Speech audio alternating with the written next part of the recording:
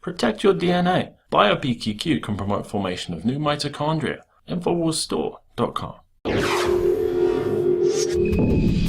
What about the reactions of our presidential candidates? Of course, back at the beginning of October, we had Carly Fiorina saying the U.S. must be ready to use force against Russians in Syria.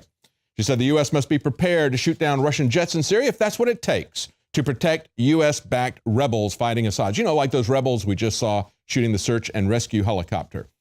She says this is a tricky maneuver. It is a dangerous maneuver, but it's a maneuver we must undertake because we must make it crystal clear to Russia that they do not get to move into the Middle East and become the dominant outside power. Yeah, the dominant outside power in the Middle East is going to be us, whether we're invited or wanted or not, and regardless of whether or not our policies create more conflict than they solve. But of course, that's the whole point, isn't it? She says, yeah, this is going to be difficult to do, but we're going to do it.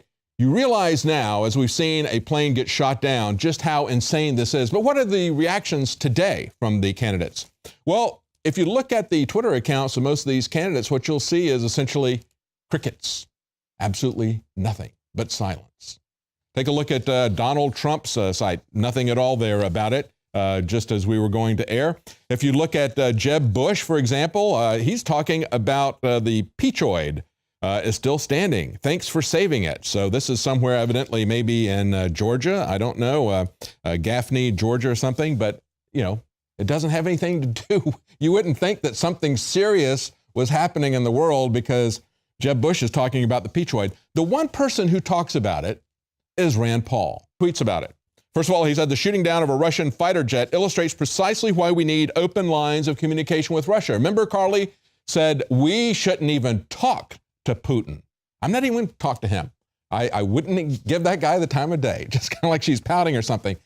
Unbelievably idiotic and childish. And then he goes on to say, those calling for a no-fly zone need to realize that shooting down other countries' fighter jets will be the result, and war will be a possibility. We need to have a no-fly zone. We need to have a buffer zone for refugees. We need to provide. No, I know that, Senator, help. but if they're attacking the very guys who we want to see topple Assad, you would let American planes just continue to pass them and let them do that?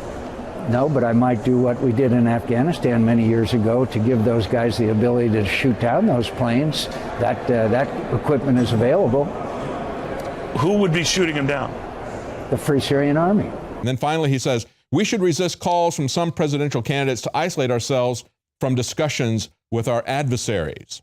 And that may be why, in the top tweet that he had there, as I screenshotted this, in the new Iowa poll, he's moved into 5th place, ahead of Jeb, ahead of Carly, and ahead of many other warmongers. And here's what he had to say way back in mid-October.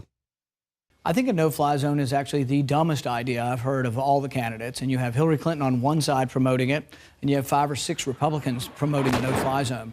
This would be a no-fly zone in an airspace where Russia's already flying. It would be a recipe for disaster. It's probably a recipe for World War III.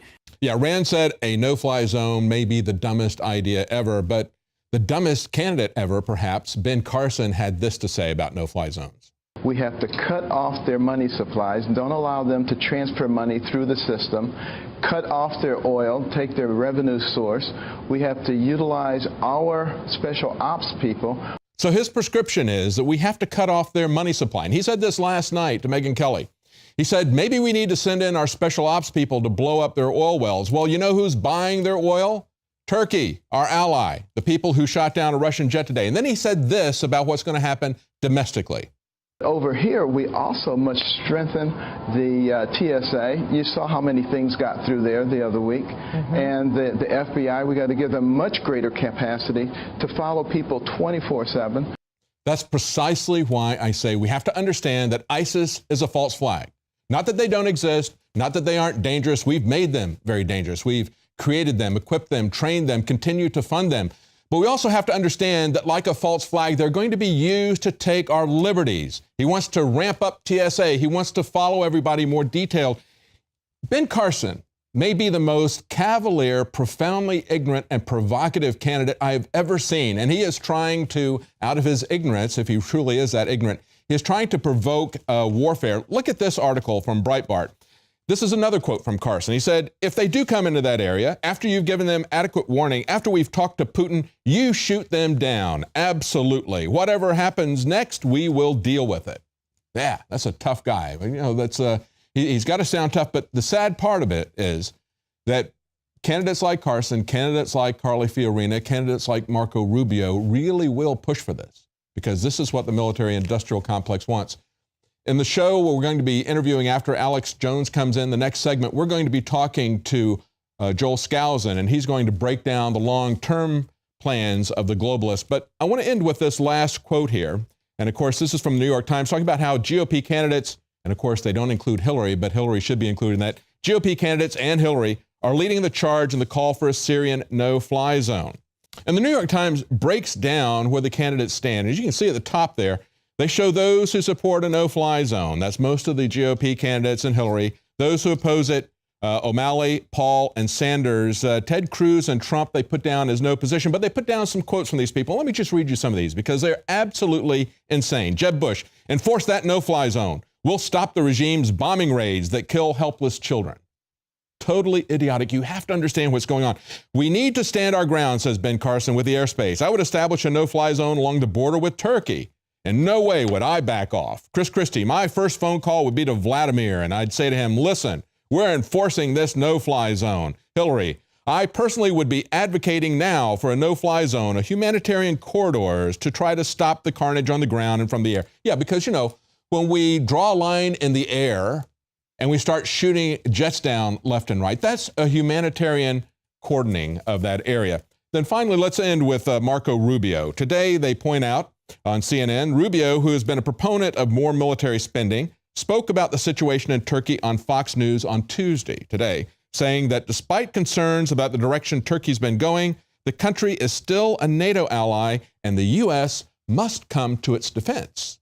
So here they are, having been wrong and having been provocative, having established and funded ISIS. Now he wants to say, hey, and if anything happens, we can come to the aid of Turkey because they're part of NATO. Let's just have a giant war. Precisely. Stay with us when we come back. We're going to take a detailed look, and we're going to have Alex Jones joining us to look at that TOW missile that shot down the helicopter, and then we'll be talking to Joel Skousen.